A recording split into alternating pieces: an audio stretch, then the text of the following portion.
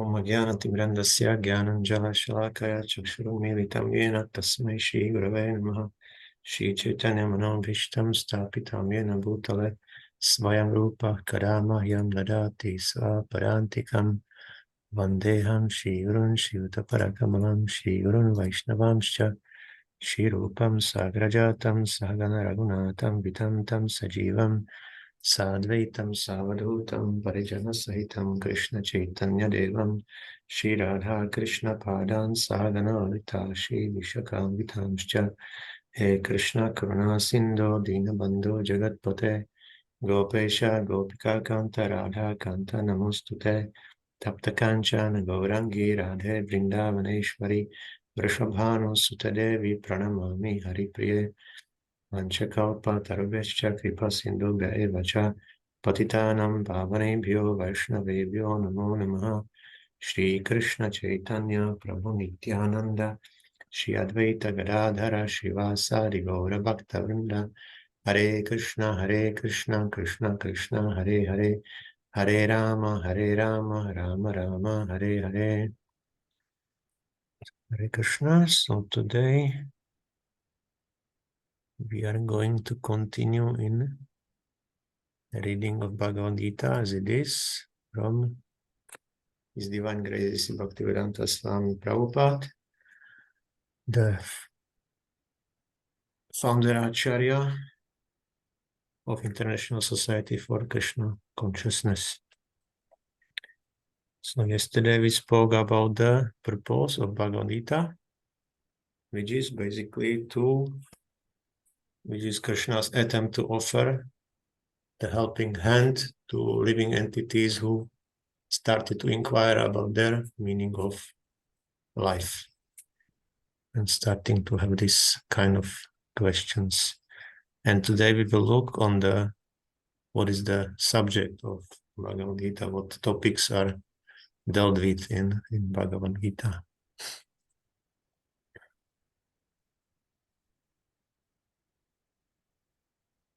So, the subject of the Bhagavad-gita entails the comprehension of 5 basic truths.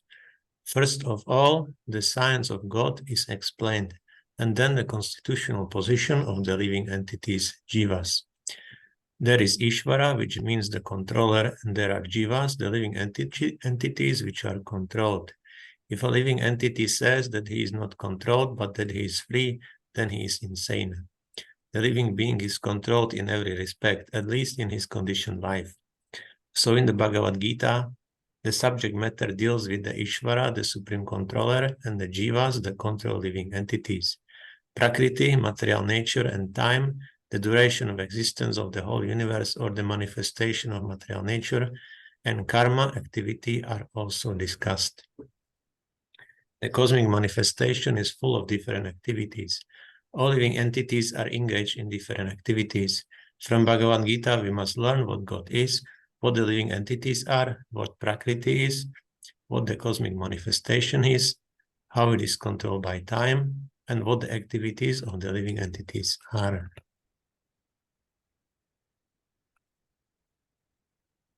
So, Prabhupada outlines the content of Bhagavad-gita. So there are 5 basic truths, which are the Ishvara, or the supreme controller. Then are the jivas, which are the living entities which are controlled by him. Then there is Prakriti, or material nature, time, kala, which is the duration of the manifestation of material nature, and then karma, which are the activities of the living entities within the material nature of this manifestation. So,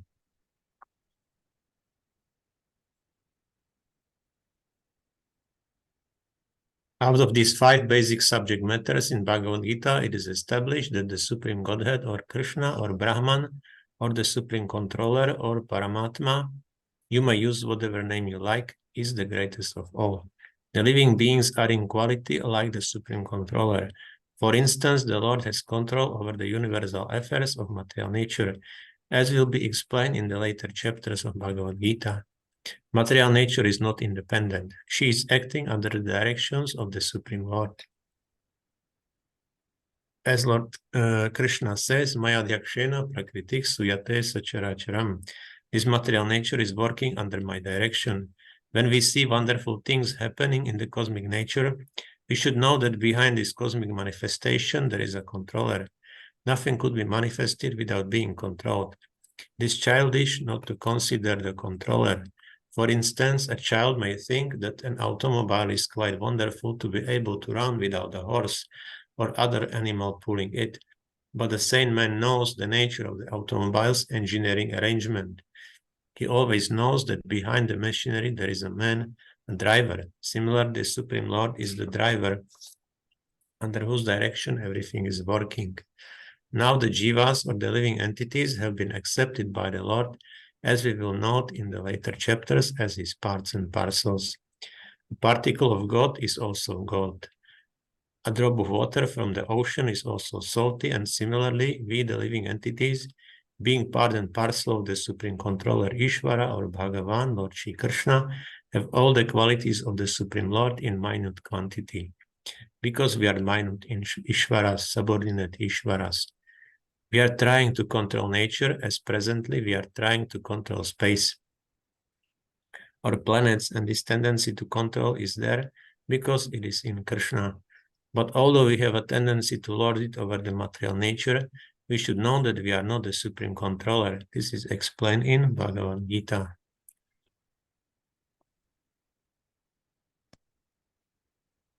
Yes, so we should distinguish here that there are two main living entities. One is the Supreme Personality of Godhead, or Krishna, and the other category are the living entities. In a way, they are similar, that they have qualitatively they are very similar, but the difference is in quantity of these qualities. Meaning, Srila Prabhupada gives here example of ocean and drop of water from the ocean, or gold and also particle of gold. So both have the same quality, but the quantity is different. So the same thing is with living entities who are parts and parcels of Krishna. So qualitatively they are same, but at the same time they are very, very small compared to Krishna, and also their abilities are smaller than Krishna's. And the same thing which is manifesting like this is because Krishna has ability to control the nature. So living entity in the same way is trying also to control the nature because of this same quality which is in Krishna. So we have this quality also, but our ability to control, as I said, is not so big, or we are not allowed to control so much. What is material nature? This is also explained in the Gita as inferior prakriti, inferior nature. The living entity is explained as the superior prakriti. Prakriti is always under control, whether inferior or superior. Prakriti is female and she is controlled by the Lord, just as the activities of a wife are controlled by the husband. Prakriti is always subordinate, predominated by the Lord, who is the predominator. Living entities and material nature are both predominated, controlled by the Supreme Lord. According to the Gita, the living entities, although parts and parcels of the Supreme Lord, are to be considered Prakriti. This is clearly mentioned in the 7th chapter of Bhagavad-gītā. Parayamitastvanyam prakritim vidhime param jiva bhutam. This material nature is my interior Prakriti. But beyond this is another Prakriti, Jiva Bhutam, the living entities.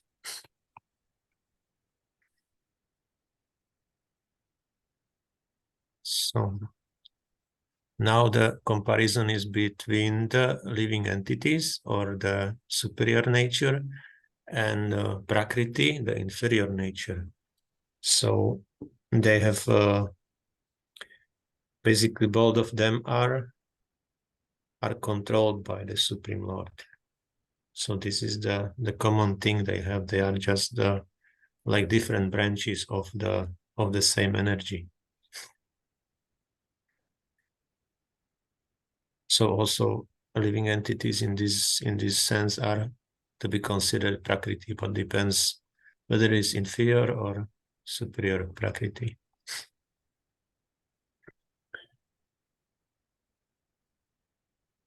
Material nature itself is constituted by three qualities: the mode of goodness, the mode of passion, and the mode of ignorance.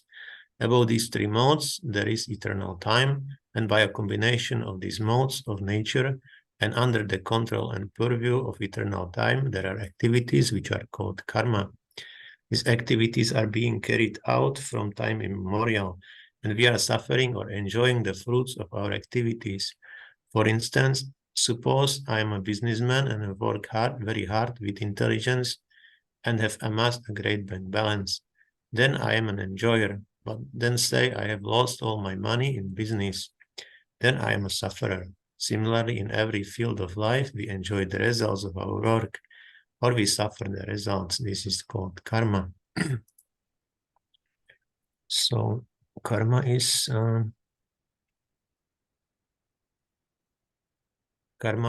happening by the combination of the three modes and the kala or time.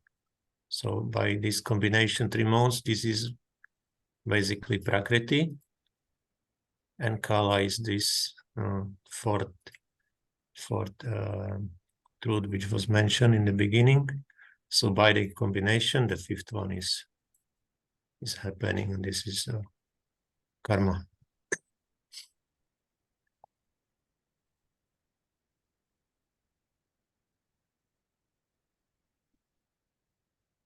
Yeah. Ishvara, the Supreme Lord, Jiva, the living entity, Prakriti, nature, Kala, eternal time, and Karma, activity, are all explained in the Bhagavad-gītā. Out of these five, the Lord, the living entities, material nature, and time are eternal. The manifestation of Prakriti may be temporary, but it is not false. Some philosophers say that the manifestation of material nature is false. But according to the philosophy of Bhagavad-gītā, or according to the philosophy of the Vaishnavas, this is not so. The manifestation of the world is not accepted as false. It is accepted as real, but temporary. It is likened unto a cloud which moves across the sky, or the coming of the rainy season, which nourishes grains. As soon as the rainy season is over, and as soon as the cloud goes away, all the crops which were nourished by the rain dry up. Similarly, this material manifestation takes place at a certain interval, stays for a while, and then disappears. Such are the workings of Prakriti. But this cycle is working eternally, therefore Prakriti is eternal, it is not false. The Lord refers to this as my Prakriti. This material nature is the separated energy of the Supreme Lord, and similarly the living entities are also the energy of the Supreme Lord. Although they are not separated, but eternally related.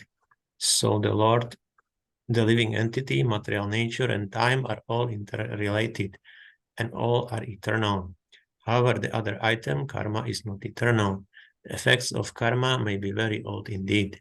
We are suffering or enjoying the results of our activities from time immemorial, but we can change the results of our karma, of our activity.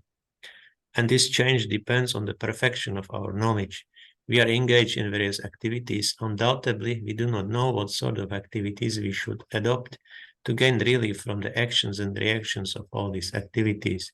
But this is also explained in the Bhagavad-gītā. So, here Srila Prabhupada speaks about the eternality of these all five items. So first, for Ishvara, Jiva, the living entity, material nature, Prakriti, eternal time, and Kala, they are eternal, and Karma is considered to be temporary. And with Ishvara and Jiva is very clear, because they are, Ishvara, his Lord, is eternal, of course. Jiva also is described as Satchit Ananda, so this Sat aspect is there, so it's eternal. But with Prakriti, it may be quite tricky, because we think that okay, when universe is finished, is destroyed, so it is not eternal. But all these elements, they are coming back to Lord's body, so they are like dormant for a while. And here is the example of the rainy season. So when there is a grass somewhere on the land, it may look dry, but as soon as the rain comes, so this is the same grass, even there may be some seeds in the soil. So again, by the rain coming, it comes up. And again, it is green. So the same way is Prakriti working in this material manifestation. So Kala is also eternal, and karma is not. Karma is temporary, and although we create the results of our karma by our activities, I'm sorry, how to explain it? By our activities, we create the result, which is our karma, and then we are enjoying or suffering what we created. But this doesn't have to be like that, because there are ways also, like how to change our karma. Let's say, but this can happen only when the Krishna's intervention is there. It cannot happen on its own. Material nature is working like machine. Material nature is not thinking whether to avoid this result or not. She's just giving what we are producing. But once we come into devotional service, then Krishna may consider, okay, maybe he not need so much suffering, because now I see that he's, correcting himself, so I give him little less. So in this way, with Krishna's intervention, this karma is also can be adjusted. Also, when we have knowledge, then let's say if we don't have knowledge, if we are not awakened, so we also work like machines. So one activity just follows the other, and we are behaving automatically. But when there is knowledge, we also have with the knowledge, there is option of free will. We have more free will. So by this free will, we also can adjust our karma, because we are aware of what is going on. So we doesn't have to act according to these karmic predispositions, and can make some choice which will change our future. We don't have to go with this automatic flow. So with knowledge involved also, we have in this way, this is the real free will, what we have, that we are in a situation, and then by acting consciously, we can change our future. We don't have to end up what is destined for us. So, the position of Ishvara, the Supreme Lord, is that of Supreme Consciousness. The jivas, or the living entities, being parts and parcels of the Supreme Lord, are also conscious. Both the living entity and material nature are explained as Prakriti, the energy of the Supreme Lord, but one of the two, the jiva, is conscious. The other Prakriti is not conscious. That is the difference. Therefore, the jiva Prakriti is called superior, because the jiva has consciousness which is similar to the Lord's. The Lord is Supreme Consciousness, however, and one should not claim that the jiva, the living entity, is also supremely conscious. The living being cannot be supremely conscious at any stage of his perfection, and the theory that he can be so is a misleading theory. Conscious he may be, but he is not perfectly or supremely conscious.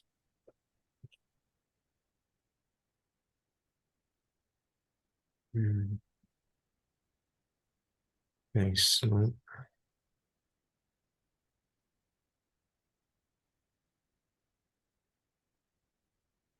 so there is a difference in a consciousness between the Supreme Lord, who is supremely conscious.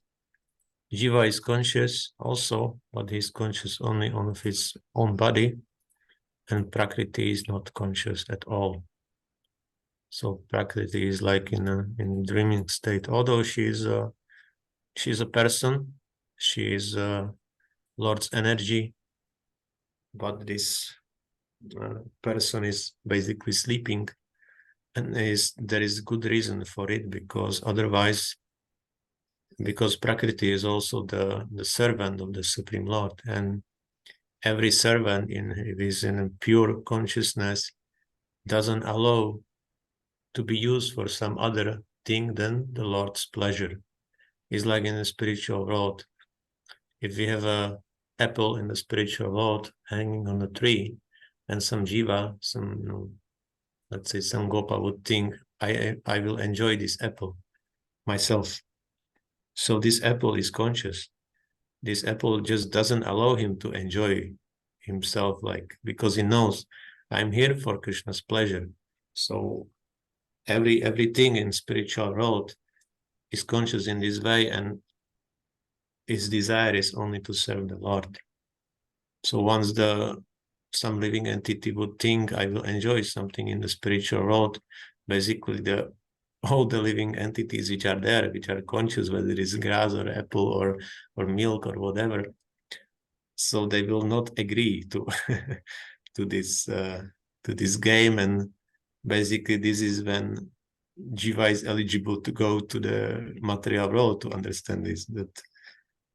And there will be for some time the concession. So Prakriti is there and Prakriti is not conscious, so he can pretend for a while that he is enjoying, but ultimately he will also understand that this enjoyment is not of very high quality. So this is basically the reason of Prakriti why she is not conscious.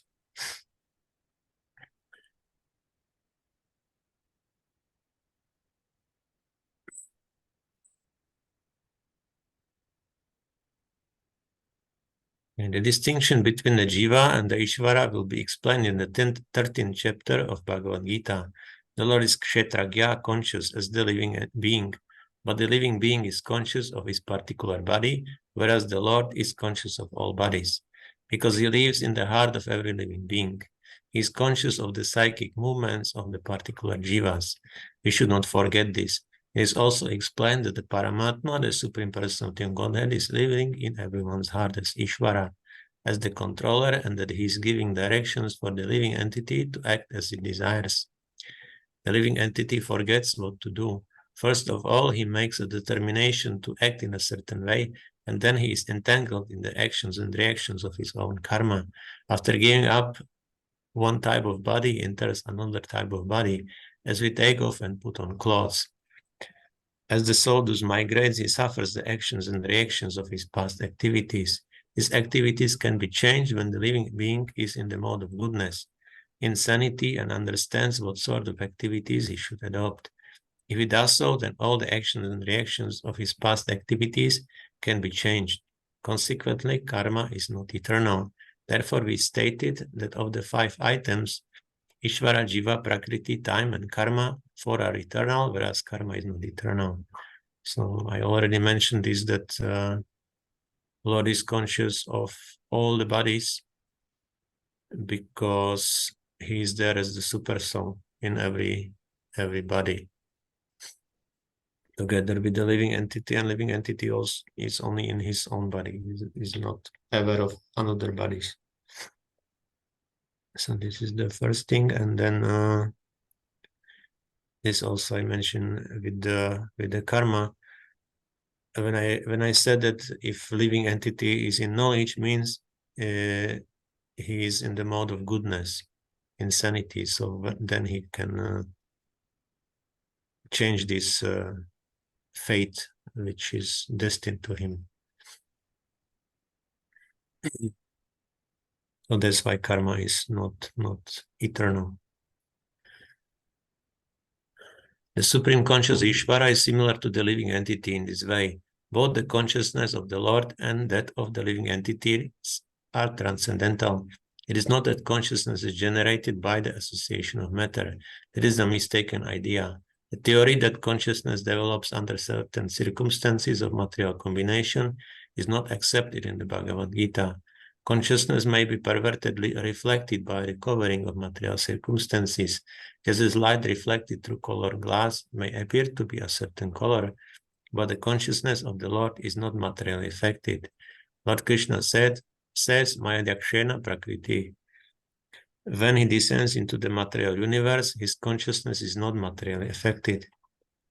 If he were so affected, he would be unfit to speak on transcendental matters as he does in the Bhagavad-gītā. One cannot say anything about the transcendental world without being free from materially contaminated consciousness. So the Lord is not materially contaminated. Our consciousness at the present moment, however, is materially contaminated. The Bhagavad-gīta teaches that we have to purify this materially contaminated consciousness. In pure consciousness, our actions will be dovetailed to the will of the Ishvara, and that will make us happy. It is not that we have to cease all activities. Rather, our activities are to be purified, and purified activities are called bhakti. Activities in bhakti appear to be like ordinary activities, but they are not contaminated. An ignorant person may see that the devotee is acting or working like an ordinary man, but such a person with a poor fund of knowledge does not know that the activities of the devotee or of the Lord are not contaminated by impure consciousness or matter. They are transcendental to the three modes of nature. We should know, however, that at this point our consciousness is contaminated. So our consciousness and Lord's consciousness both are transcendental, but the Lord's consciousness cannot be in any way contaminated by the contact of material nature, whereas our consciousness in our present state, that's why we are here in the material world, is contaminated by matter. And here comparison is like colored glass. So by this material coloring, we see things not as clearly as they are. But the Lord is not the case of the Lord, otherwise he could not speak Bhagavad-gītā. Even liberated souls doesn't have this material covering, so therefore they are able to deliver the perfect knowledge.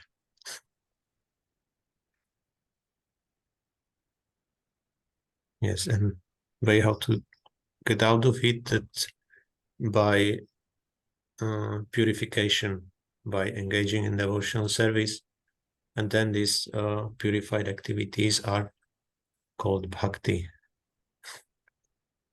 And there is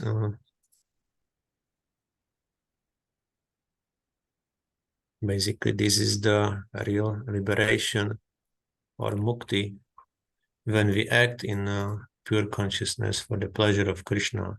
So bhakti is basically the real liberation.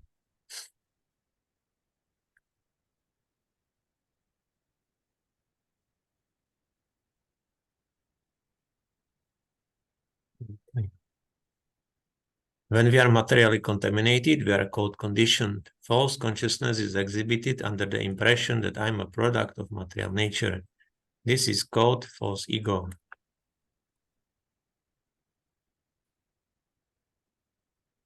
One who is absorbed in the thought of bodily conceptions cannot understand his situation. Bhagavad-gītā was spoken to liberate one from the bodily conception of life, and Arjuna put himself in this position in order to receive this information from the Lord. One must become free from the bodily conception of life. That is the preliminary activity for the transcendentalist. One who wants to become free, who wants to become liberated, must first of all learn that he is not this material body. Mukti, or liberation, means freedom from material consciousness. In the Srimad Bhagavatam, also the definition of liberation is given. Muktir hitvan yata rupam svarupena vyavastitihi. Mukti means liberation from the contaminated consciousness of this material world and situation in pure consciousness. All the instructions of Bhagavad-gītā are intended to awaken this pure consciousness, and therefore we find at the last stage of the Gita's instructions that Krishna is asking Arjuna whether he is now in purified consciousness. Purified consciousness means acting in accordance with the instructions of the Lord. This is the whole sum and substance of purified consciousness. Consciousness is already there because we are part and parcel of the Lord. But for us, there is the affinity of being affected by the inferior modes. But the Lord, being the Supreme, is never affected. Okay. There is the difference between the Supreme Lord and the small individual souls. So yes, this is what I already mentioned, that mukti is liberation from contaminated consciousness, because we as a conditioned living entities have this material contamination, and by getting liberation, our consciousness is purified, and therefore we are able to act according to instructions of the Lord. So basically this purified consciousness is then the sign of liberation.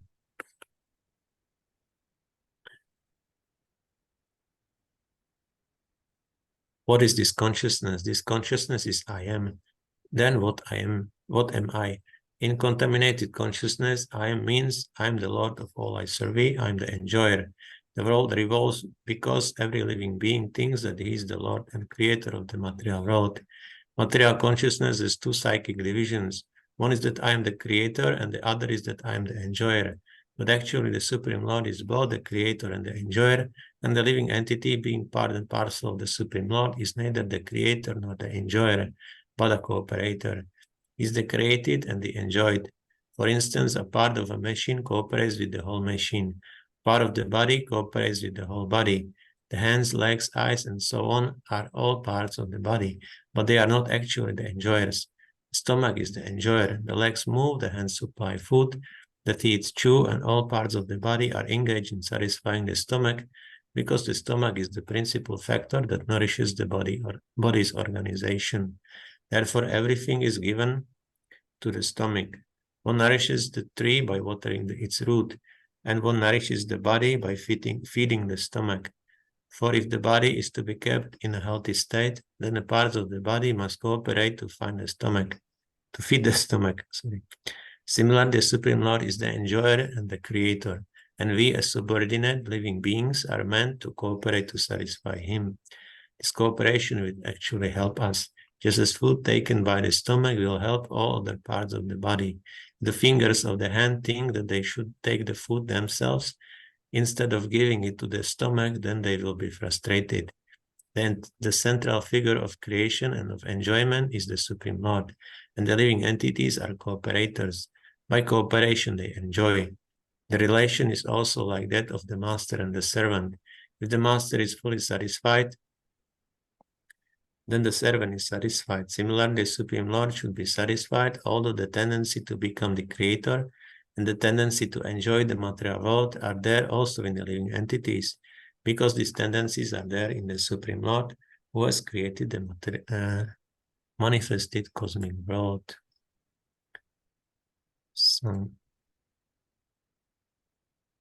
So there are divisions of consciousness, and it's depending whether it is material consciousness. Consciousness means I am, but depends what we think that we are. If we think that we are the creator or the enjoyer, then it's the sign of material consciousness. If we know that we are the cooperator, meaning the created by the Lord and enjoyed by the Lord, then our consciousness is spiritual. So this is the difference, and there is the example like hands are cooperating with the stomach, that they provide food, or mouth is providing food for the stomach, and stomach is kind of enjoyer. But at the same time, the stomach then digests and gives also the energy to the whole body. So also the hands benefit like this, but hands on themselves cannot just take the food and directly digest it and assimilate. So it's not possible. Therefore, we should understand what is our position and what is Krishna's position, and don't try to be in his position of the creator and the enjoyer, but to be the cooperator with him.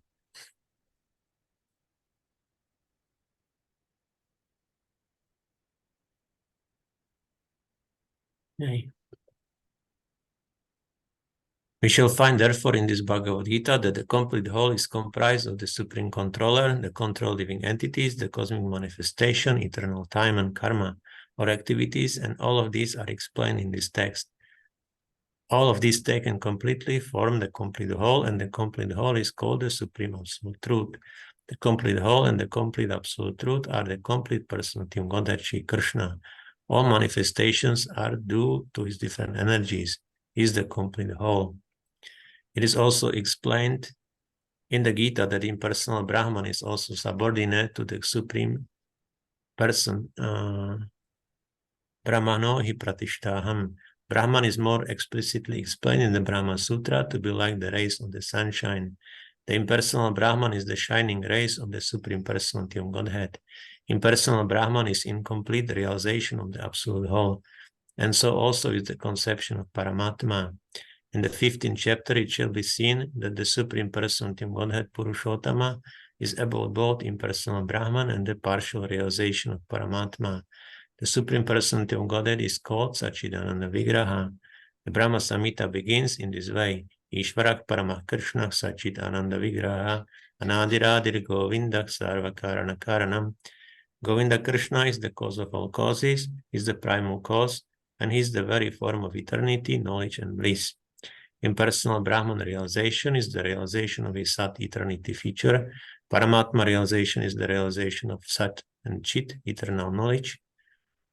But realization of the personality of Godhead Krishna is realization of all the transcendental features, Sat, Chit, and Ananda, eternity, knowledge, and bliss in complete Vigraha form. Okay, people with less intelligence consider the Supreme Truth to be impersonal, but he is a transcendental person. And this is confirmed in all Vedic literatures. Nityo Nityanam Chetanas Chetananam Katha Upanishad 2.13. As we are all individual living beings and have our individuality, the Supreme Absolute Truth is also, in the ultimate issue, a person. And the realization of the personality of Godhead is realization of all the transcendental features of in his complete form. The complete whole is not formless. If he is formless, or if he is less than any other thing, then he cannot be the complete whole. The complete whole must have everything within our experience and beyond our experience. Otherwise, it cannot be complete.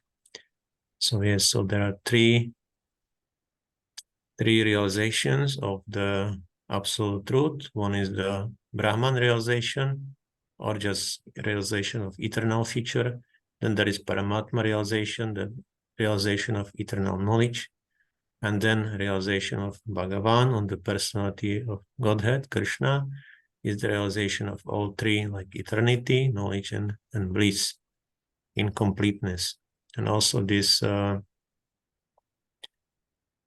yes, all these things, this completeness means also these 5 items, like Ishvara, Jiva, Prakriti, Kala, and Karma are also a part of the Supreme Personality of Godhead. Otherwise, he could not be complete if it was not his part. And also the thing that someone says that impersonal feature is higher than personal, but it cannot be, because if the impersonal doesn't contain the person, so it cannot be the highest. It means we are persons, but God would not be person, so we would be higher than God in this way. So it's not like that. So God must have also this personal feature as including or as the highest realization. The complete whole, the personality of Godhead, has immense potencies. Parasya Shaktir Vividhaiva Shruyate. How Krishna is acting in different potencies is also explained in Bhagavad-gītā. This phenomenal world or material world in which we are placed is also complete in itself, because the 24 elements of which this material universe is a temporary manifestation, according to Sankhya philosophy, are completely adjusted to produce complete resources which are necessary for the maintenance and subsistence of this universe. There is nothing extraneous, nor is there anything needed. This manifestation has its own time fixed by the energy of the Supreme Whole, and when its time is complete, These temporary manifestations will be annihilated by the complete arrangement of the complete. There is complete facility for the small complete units, namely the living entities, to realize the complete, and all sorts of incompleteness are experienced due to incomplete knowledge of the complete. So Bhagavad-gītā contains the complete knowledge of Vedic wisdom. So this reminds me of one thing I was hearing class of Samba Prabhu here in Mayapur. He was giving Bhagavatam class, and he was speaking about this completeness, that somebody was doing experiment. He has some glass globe, some glass container, and he put there, I think, soil, some seeds. He watered it and closed it. And these plants, and it was put on the sun.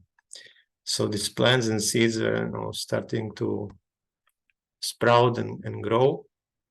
And they were somehow like producing leaves, and it was decomposing, and it was going in cycles. Like there was nothing else needed. It was just put on the sun. So the same way is like our universe. If we have this sun here, and the sun is giving us the energy, basically what only input which we have from outside our planet is basically sunshine. And the sun is considered as the eye of Krishna. So Krishna, in this way, he's supplying us this living energy, and from this we are living. Otherwise, all the resources are complete here in this universe. We don't need to bring anything to universe or take out something. So it is completely balanced, and everything works in cycles. So everything is recycled and again used for other purposes. So this is Lord's complete arrangement. Something similar is mentioned in the invocation verse of Shri Ishopanishad, the first shloka. Om Purnamada Purnamidam Purnat Purnamudachyate. So on and on is speaking about completeness also. Okay, so that's for the